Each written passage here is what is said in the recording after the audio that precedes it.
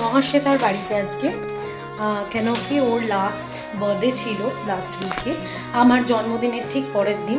কিন্তু as usual আমার প্রচণ্ড শরীর খারাপ থাকার জন্য আমি যেতে পারিনি।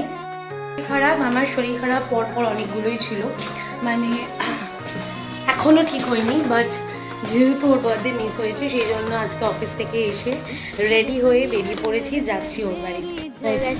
খারাপ হয়ে গেছে, দুবার ডিপেন্ড করে তাও খারাপ হয়ে গেছে।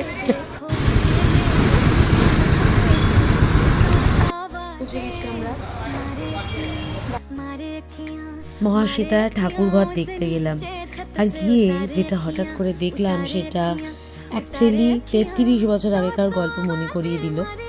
আমি, ডোনা আর মহাশ্বেতা আমরা 3 বছর বয়স থেকে বন্ধু, আর এটা হচ্ছে জিমলি আর আমার মেয়ে একসাথে খেলা করছে। আর ডোনার মেয়ে জাস্ট কিছুদিন আগেই অন্নপ্রাশন গেছে।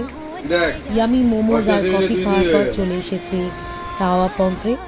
এই একটা আর্ট আর এই একটা art, this is the artist.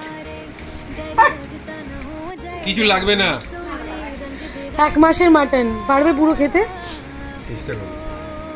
আমরা ফাইনালি বেরিয়ে পড়েছি মহাশ্বেতার বাড়ি থেকে।